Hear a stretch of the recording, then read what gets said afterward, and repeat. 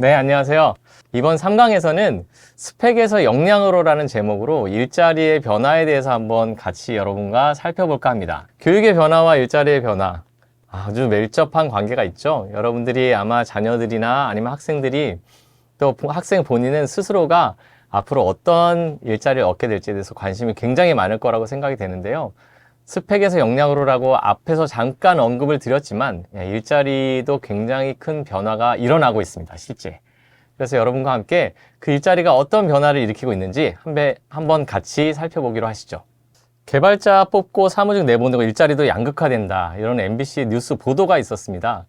이 내용을 여러분한테 조금 설명을 드리면요, 코로나를 거치면서 중간 숙련 일자리가 오히려 줄어들고요, 고숙련 일자리와 저숙련 일자리는 늘어났다라는 통계가 발표된 것이죠.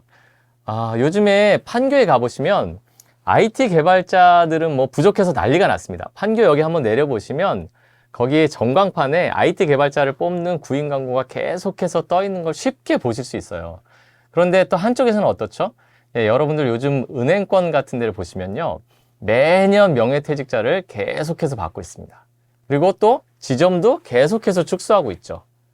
왜냐하면 사람들이 인터넷 뱅킹이나 앱을 많이 활용하게 되면서 지점들을 많이 활용하지 않습니다. 그러다 보니까 인력들을 계속 축소시키고, 반면 IT 개발자 쪽은 또 인력이 굉장히 많이 필요하게 되는 이러한 일자리도 양극화가 벌어지고 있는 것이죠. 그런데 여기서 굉장히 우리가 눈여겨봐야 될 일자리의 변화가 있습니다. 바로 이런 그래프인데요, 저 뉴스 리포트에서 강조하고 있는 변화입니다. 보시면 고숙련 일자리가 늘어나고요, 중간 숙련 일자리가 줄어들고요, 저숙련 일자리는 늘어난 것으로 되어 있습니다. 기술이 발전하면서 고숙련 일자리가 늘어난다. 여러분들 왜 그런지 이해가 되시나요? 그렇죠. 개발 능력이 뛰어나거나 아니면 엄청난 부가가치를 창출할 수 있는 개인을 필요로 하는 그런 일자리는 계속해서 늘어나고 있는 반면에, 자동화가 이제 회사에도 많이 들어오게 되면서 일반 사무직 있죠. 우리가 그동안 화이트 칼라라고 불러왔던 뭐 서류를 처리하거나 여러 가지 사무실에 앉아서 문서를 작성하거나 이런 일들은 굉장히 인력 수요가 줄어들고 있습니다. 반면에 또 저숙련 일자리는 늘어나고 있어요. 저숙련 일자리, 예를 들면 노동 집약적이거나 어떤 서비스 사업이거나 이런 분들의 일자리가 지금 늘어나고 있는데, 여러분들한테 한번 질문을 던져보겠습니다. 저숙련 일자리는 왜 늘어날까요? 고숙련 일자리가 늘어나는 것에 대해서는 조금 이해가 가시죠. 더 많은 능력과 어떤 더 뛰어난 지식을 가지고 있는 사람들을 필요로 하는 곳이 점점 늘어나고 그들에 대한 보상도 파격적으로 늘어나고 있다. 이거는 그럴 것 같아, 이해가 되는데, 저숙련 일자리가 늘어난다? 노동 집약적이고 특별한 어떤 기술이 필요하지 않는 그런 일자리가 늘어난다. 이건 왜 그럴까요? 이런 일자리 양극화에 관련해서 많은 보도가 있었습니다. 코로나19가 앞당긴 일자리 양극화. 코로나가 터지면서 많은 사람들이 재택근무를 했죠. 재택근무를 하면서 회사에 나오지 않고 다시 복귀가 됐을 때, 코로나가 어느 정도 지나가면서 복귀가 됐을 때 많은 일자리가 코로나 이전처럼 다시 돌아오지 않았던 직장들도 많이 있었거든요. 사람들을 일자리를 좀 정리하는 기회로 삼았던 것이죠. 그리고 인공지능으로 인한 일자리 양극화, 소득 불평등, 이런 얘기도 지금 많이 나오고 있고요. 이때 보는 것처럼 어떤 기사에서는 코로나로 중숙련 일자리가 급감하고 있다. 굉장히 빠르게 줄어들고 있다. 이렇게 또 보도한 기사가 있었는데요. 앞에서 제가 물음을 던졌던 코로나로 인해서 왜 저숙련 일자리는 늘어날까? 그것에 대해서 보도한 기사가 있었습니다. 왜 저숙련 일자리는 늘어날까에 대해서 명쾌하게 밝혀진 기사가 있어서 여기 제가 발췌를 해왔습니다. 경향신문 2021년 8월 15일자인데요. 제가 한번 읽어볼게요. 반면 저숙련 일자리는 인간은 쉽지만 기계는 어려운 업무가 많고, 뭐가 떠오르시나요?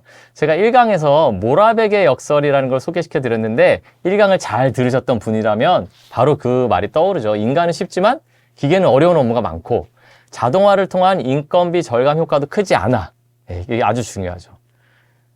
사람을 대체하려고 했더니 중간 숙련 일자리에 계신 분들은 어떻죠? 연봉도 어느 정도 되고요, 회사에서 어느 정도 경력도 좀 인정받고 그동안 오랫동안 일해오셨던 분들인 거예요.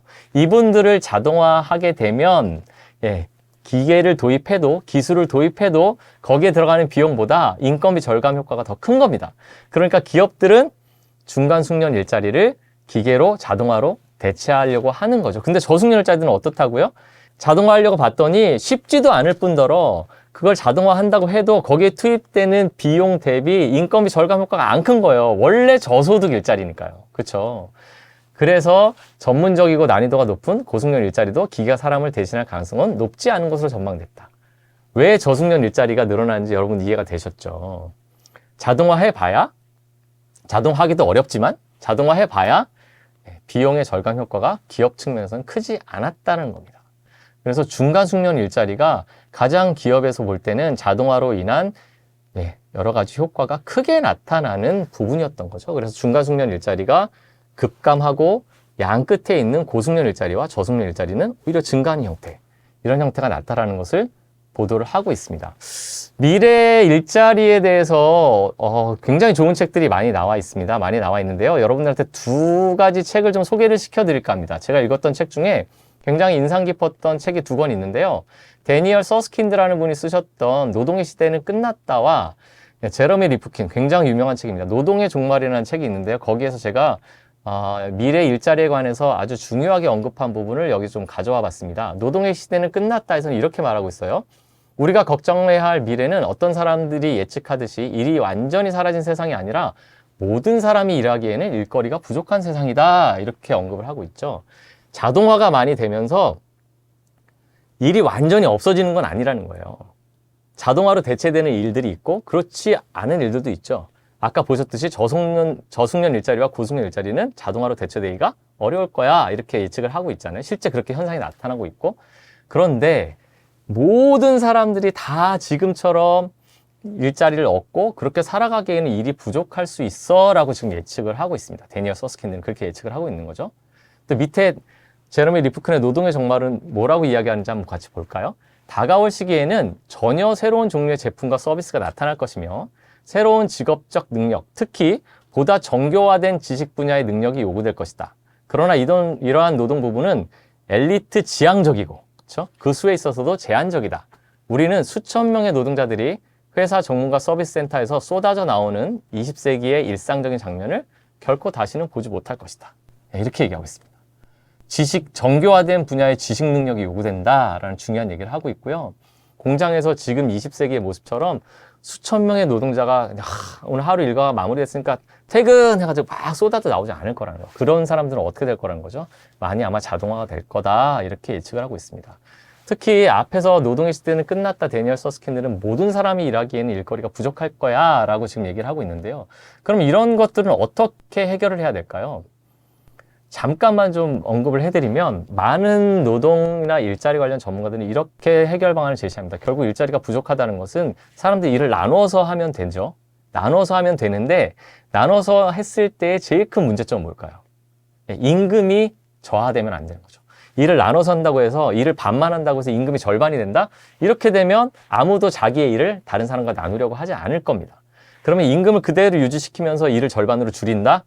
그러면 매우 행복하겠죠. 그게 바로 기술이나 인공지능이 발전하면서도 인간이 행복하게 살아갈 수 있는 미래를 주장하는 사람들이 이야기하는 미래입니다. 일은 줄어들되 임금이 줄지 않기 때문에 임금은 그대로, 소득을 그대로 유지하면서 남은 시간을 여가 활동에 쓸 수 있다라고 얘기하는 것이죠. 물론 그 미래가 어떻게 될지는 아직 저도 모르겠습니다만 그렇게 해결 방안을 제시하는 사람들이 있습니다. 미래 일자리의 특징을 여러분들이랑 같이 좀 더 같이 볼까 해요. 첫 번째가 노동의 유연성 증가입니다. 앞에서도 지식이 많이 요구될 거야. 그 다음에 일자리는 좀 부족할 거야. 이런 얘기를 많이 했잖아요. 제가 오늘 여기에서는 소개를 시켜드리지 않았습니다만 긱경제라는 말이 있습니다. 긱경제. 여러분들 플랫폼 노동자 이런 말도 많이 들어보셨죠? 예, 그런 분들은요.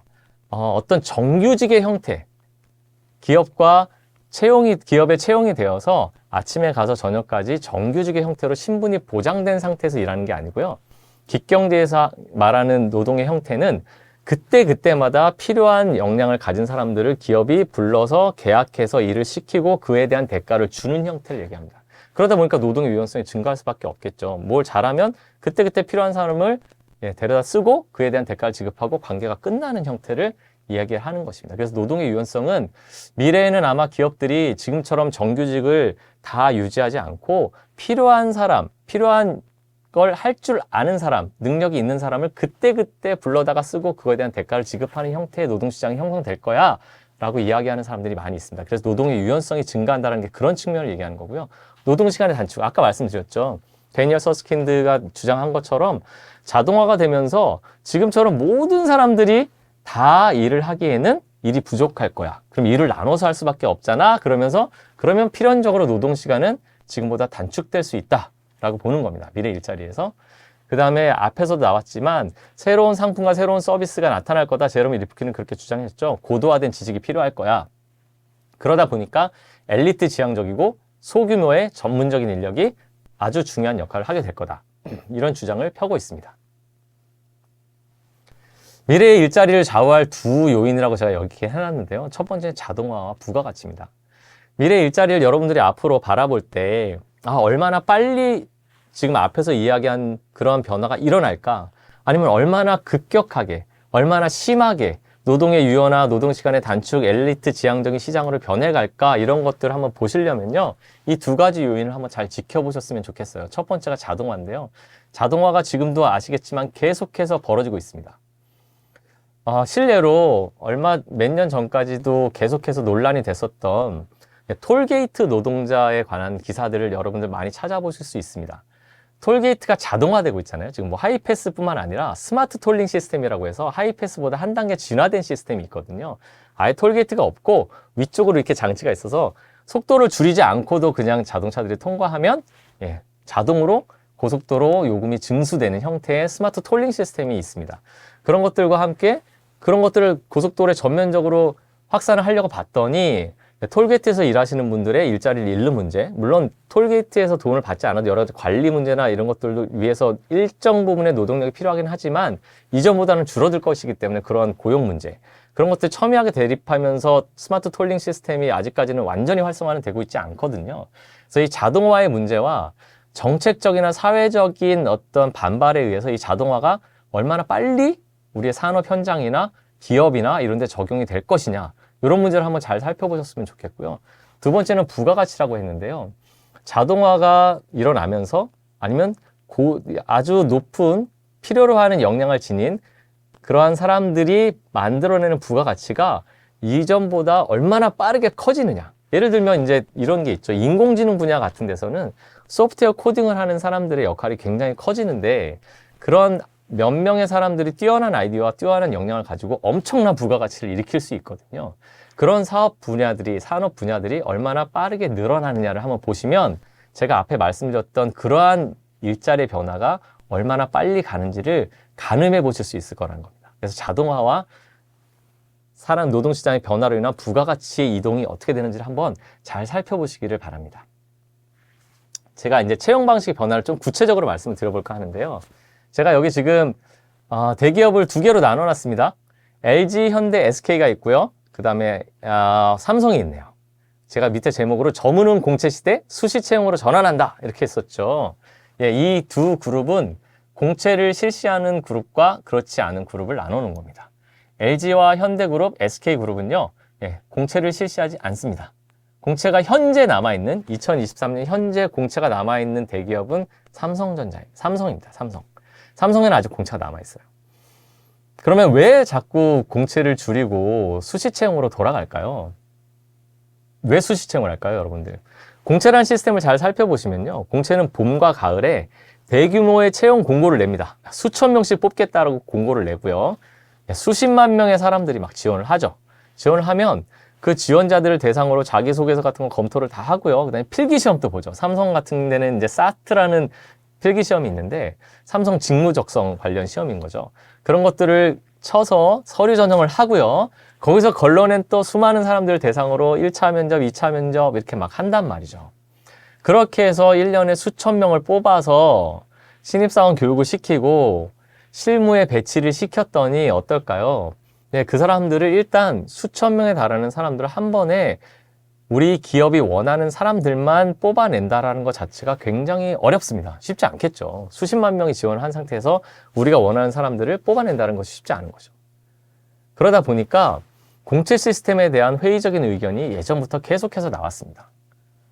그런데 우리나라가 워낙에 고도 성장기였기 때문에 1년에 2번 공채 시스템을 유지를 했던 것이죠. 그런데 최근 들어서 이제 성장이 크게 일어나지 않고 더 뛰어난 인재, 그리고 사람들이 회사에서 어떤 인재를 원하는지에 대한 그러한 개념들이 더 정립이 되어 가다 보니까 필요한 곳에 필요한 인재를 뽑아서 쓰겠다라는 의지가 훨씬 더 강해진 겁니다.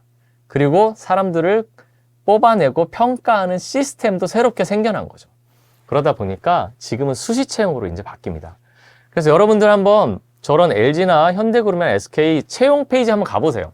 채용 페이지 가보시면요, 각 계열사라든지 계열사 안에서도 특정 직무에서 이런 사람 뽑습니다라는 게 1년 내내 올라옵니다. 1년 내내 올라오면요, 서류 전형도 물론 하고요, 면접도 하고요, 다 하는데 면접 같은 걸 할 때 특히 그 해당 부서에서 면접을 많이 하게 되죠. 해당 부서에서 같이 일할 사람들이 이 사람이 정말 우리랑 같이 일할 사람인데 괜찮을까 아닐까를 면접을 더 치밀하게 진행하는 경우가 늘어나고 있습니다. 그래서 이제는 공채가 사라지고 수시 채용으로 많이 전환이 된다. 여기 미국에서도 지금 변화가 일어나고 있는데요. 제가 기사를 하나 가져왔어요. 비즈니스 인사이더의 지금 기사를 가지고 왔고요.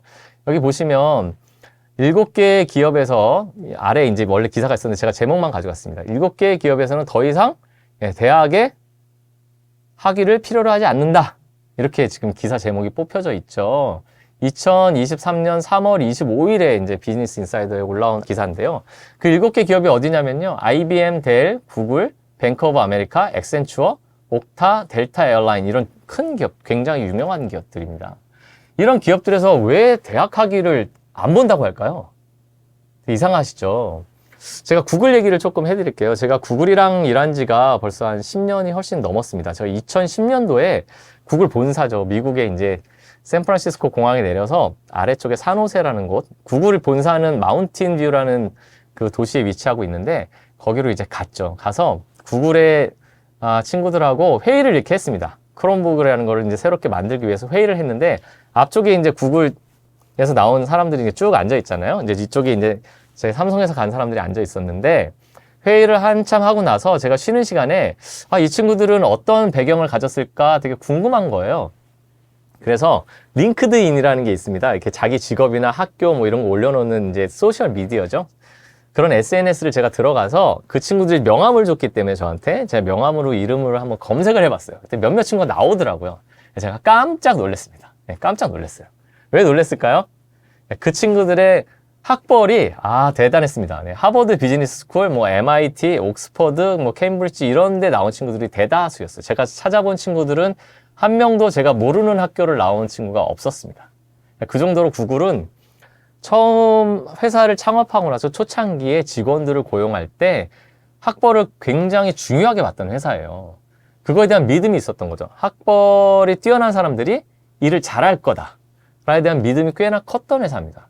그런데 어느 시점부터 구글에서 인사팀에서 이거를 검증을 해본 거예요.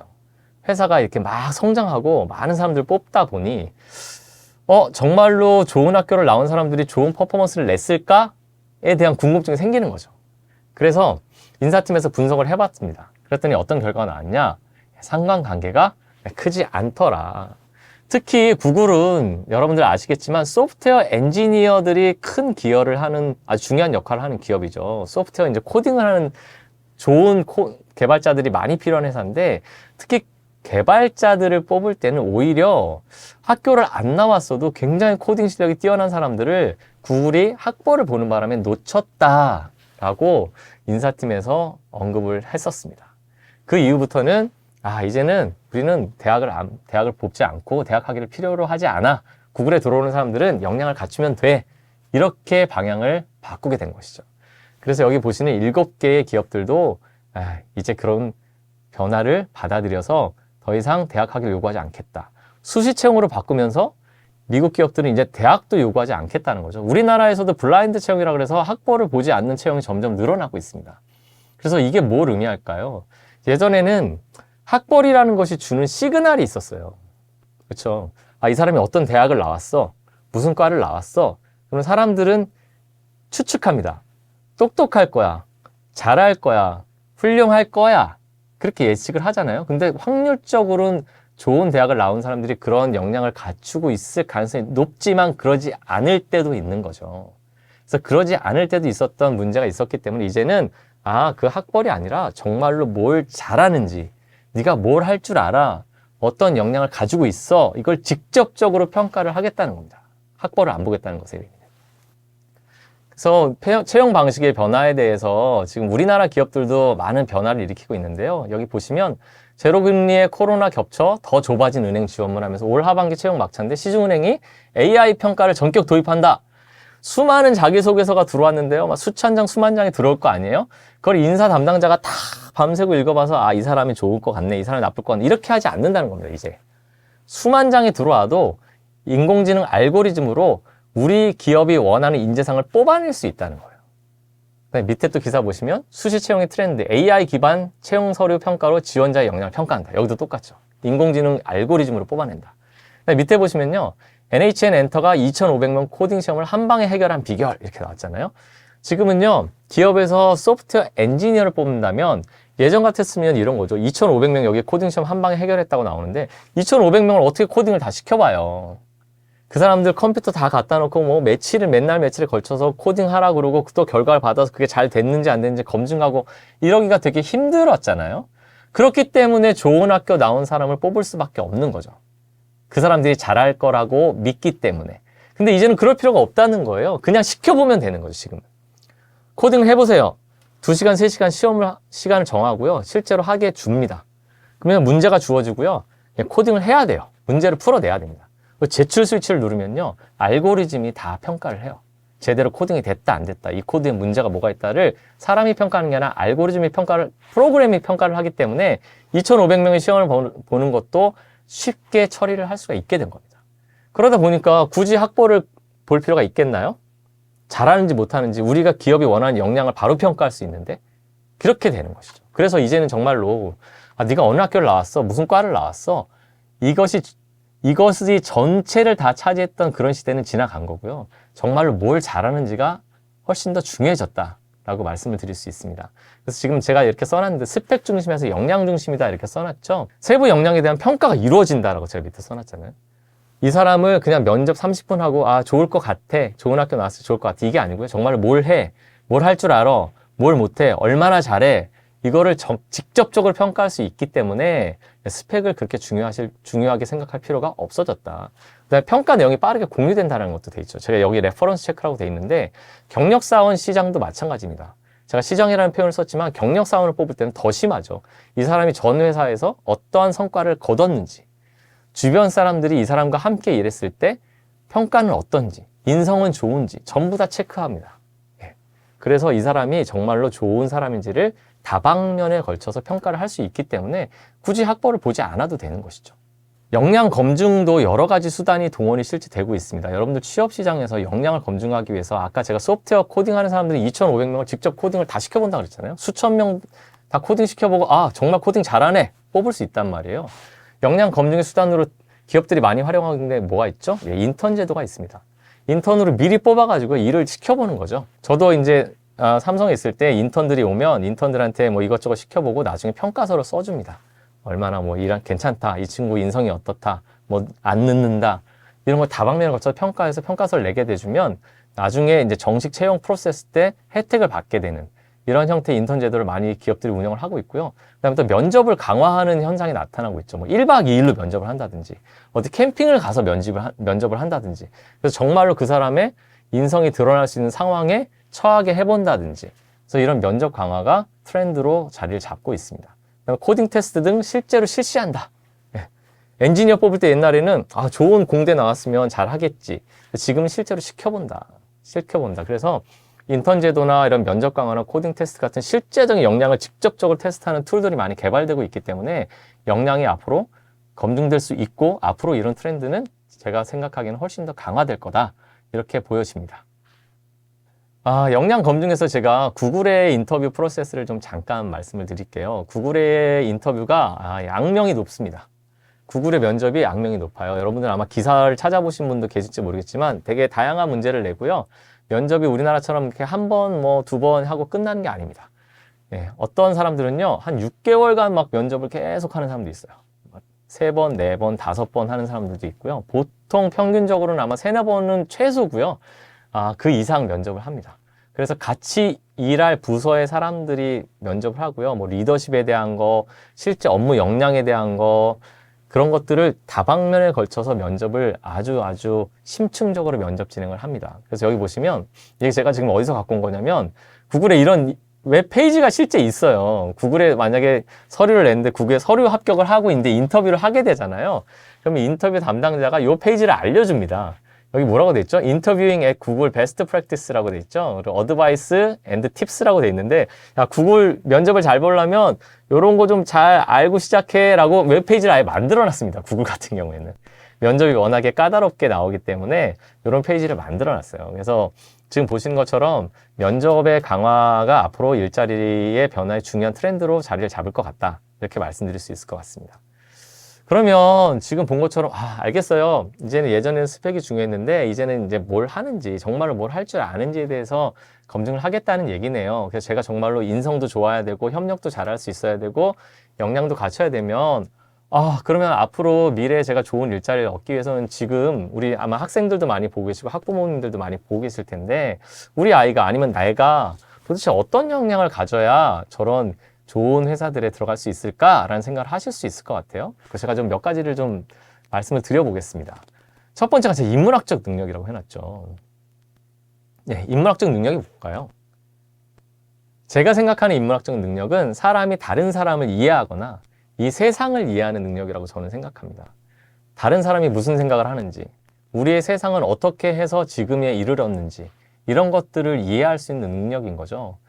인문학적 능력은 제가 생각할 때 다른 어떤 전문 역량보다 가장 기본적인 소양으로서 매우 중요하다고 생각합니다. 제가 1강에서 애플과 삼성전자의 스마트폰 영업이익률 차이를 좀 보여드렸죠. 거의 뭐 60%포인트 이상 차이가 나고 최근 조사에서는 85%대 12%라고 제가 말씀을 드렸는데 왜 이렇게 갈수록 애플 제품을 선호할까요? 사람들은. 청소년들 사이에서는 특히 애플, 뭐 아이폰이라든지 아이패드라든지 이런 것들에 대한 선호가 굉장히 높은데 제가 한번 물어봤어요. 아이들한테. 제 아이들한테도 애플을 아이폰 사달라, 뭐 아이패드 사달라 이러길래 애플이 왜 좋니? 아이폰이 왜 사고 싶어? 그 아이들의 답이 뭔지 아세요? 그냥 좋아요. 왠지 끌려요. 애들이 다 써요. 이렇게 대답을 했단 말이에요. 물론 뭔가 이유가 있겠죠. 이유가 있는데 제가 분석하는 이유는 이겁니다. 예전에 스티브 잡스가 살아있을 때, 지금 스티브 잡스가 고인이 됐지만 스티브 잡스가 살아있을 때 했던 프레젠테이션 중에 제가 굉장히 인상 깊게 봤던 프레젠테이션이 있습니다. 뭐냐면 애플은 기술과 인문학의 교차점에 있는 회사다라고 프레젠테이션을 했던 장면이 있어요. 여러분들 아마 찾아보실 수 있을 겁니다. 그렇게 스티브 잡스가 애플을 규정했습니다. 기술과 인문학의 교차점에 있다. 즉 사람도 이해하고 기술도 이해한다는 거거든요. 지금은 많이 바뀌었는데 예전에만 해도 우리나라 기업들의 광고하고요 애플의 광고는 달랐습니다. 우리나라 기업의 광고는요 기술적 요소를 강조했어요. 뭐 세계 최초 무슨 카메라, 뭐 세계 최초 무슨 화면 이런 게 광고에 많이 나왔거든요. 근데 애플 아이폰이나 다른 제품들 광고 한번 보셨나요? 기억나시는 거 있으신가요? 예, 그런 기술적 요소를 전혀 언급하지 않습니다. 그냥 애플의 제품들과 함께 행복해하는 사람들의 모습만 나오는 거죠. 그래서 애플은 진정으로 사람을 이해하고 있다는 것을 느낄 수 있었습니다, 저는. 그래서 그 차이에서 오늘날의 차이가 벌어진 것이 아닌가. 그래서 앞으로 좋은 일자리를 얻게 되는 것, 또 행복한 삶을 살아가는 것도 마찬가지죠. 인문학적 능력이 매우 중요하다라는 생각이 들고요. 두 번째가 커뮤니케이션 능력입니다. 이것도 제가 아무리 강조해도 지나치지 않은데요. 제가 미래사회 특징을 이야기하면서 연결과 협력이 중요하다라고 말씀드렸죠. 연결과 협력의 수단이 뭐죠? 예, 바로 커뮤니케이션입니다. 자기가 생각하는 것을 조리 있게 말할 수 있어야 되고요. 다른 사람이나 아니면 문서 형태로나 되어 있는 사실들을 잘 이해할 수 있어야 되죠. 그게 커뮤니케이션인 거죠. 잘 이해하고 잘 말하고 잘 표현할 수 있는 능력. 커뮤니케이션 능력이 매우 중요할 거라고 생각이 들고요. 창의력입니다. 창의력. 많은 분들이 이해하시겠지만 창의력이 앞으로는 훨씬 더 중요해질 것인데 어떤 형태의 창의력이냐면 제가 볼 때 창의력은 아무것도 없는 밑바닥에서 발생하지 않거든요.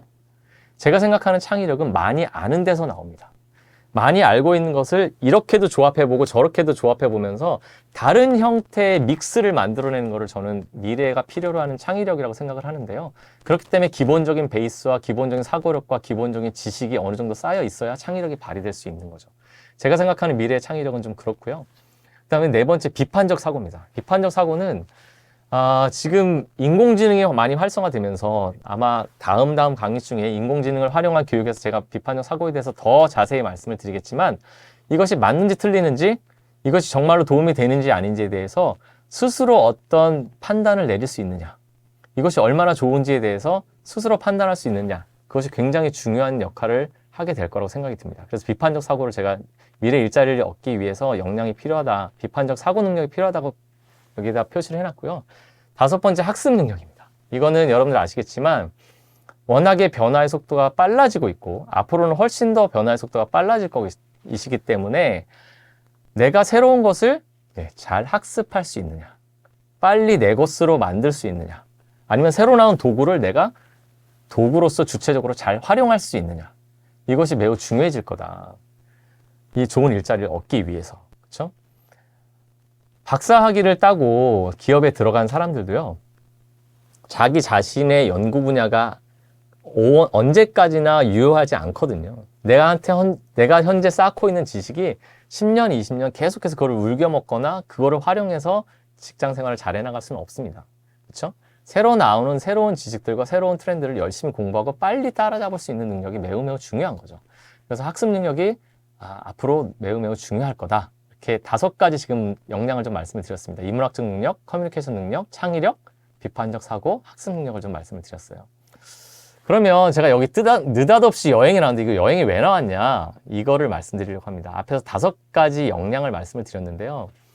우리 학생들이 앞으로 커나가는 우리의 자녀들이, 그렇죠? 그런 역량을 기르기 위해서 제가 가장 추천하고 싶은 게 첫 번째가 여행이거든요. 그래서 여행을 여기 써놨습니다. 익숙하고 편안한 환경을 벗어나서 새로운 낯섦을 마주하는 일이다, 이렇게 해놨는데, 좀 더 구체적으로 말씀을 드리면요, 제가 학생들이나 아니면 학부모님들이나 선생님들 만나서 여행에 대해서 이야기할 때 막 짐을 싸가지고 비행기표를 끊어가지고 해외로 날아가는 그런 여행을 말씀드리는 게 아니에요. 어느 한가한 날에 버스를 타고 한 번도 가보지 않은 곳을 창밖을 내다보면서 한 바퀴 돌아도 좋은 여행이 될 수 있습니다. 그렇죠?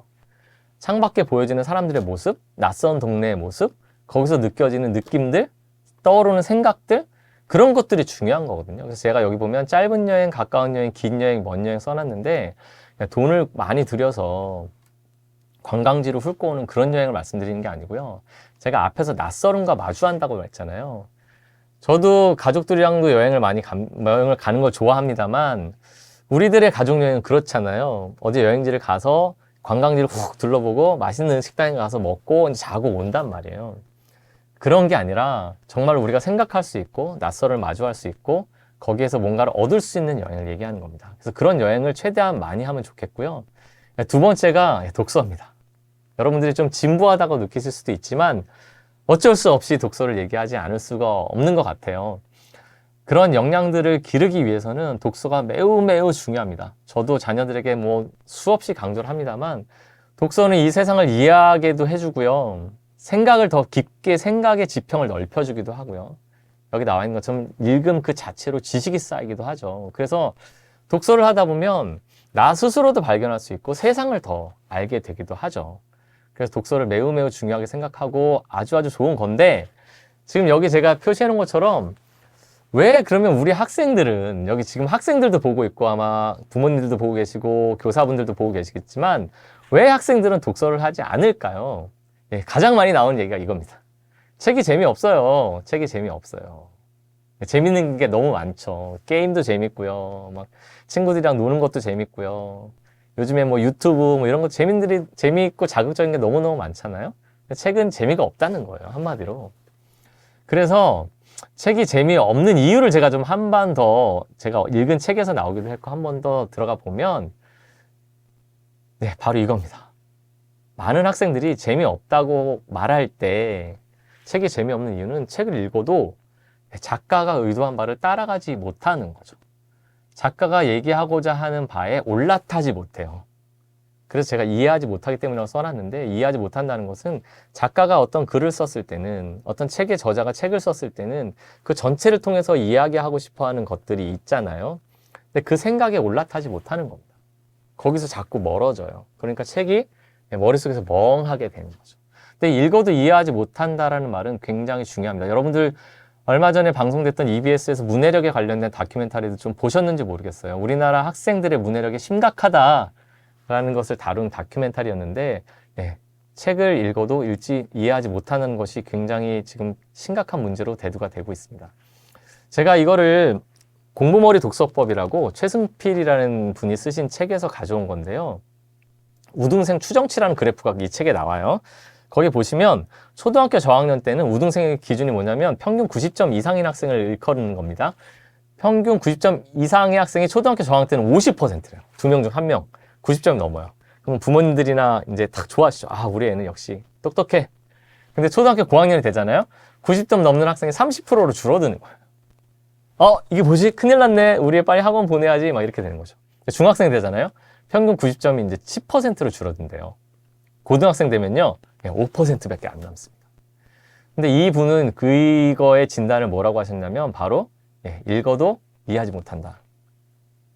교과서도 잘 이해 못한다. 우리 학생들이. 이렇게 진단을 하셨어요. 제가 수능 언어 영역 문제를 하나 가져왔습니다. 이거 작년 아마 문제로 제가 기억이 되는데요. 수능 언어 영역 문제예요. 여기 보시면요, 막 숫자도 있고요, 뭐 기울기 나오고요. 이거 과학 문제 아니고요, 언어 영역 문제입니다. 기초 대사량 막 써 있고요. 여러분들 한번 생각해 보세요. 시험이라는 긴장된 환경 속에서 첫째 시간 언어 영역 시험 보는데 이런 긴 과학에 관한 지문이 나왔을 때 이거를 정확하게 읽고 정확하게 이해하고 문제를 풀어야 되잖아요. 문해력 잘 읽고 이해하는 힘이 없으면 굉장히 어려운 거죠. 학습의 성과도 직결됩니다.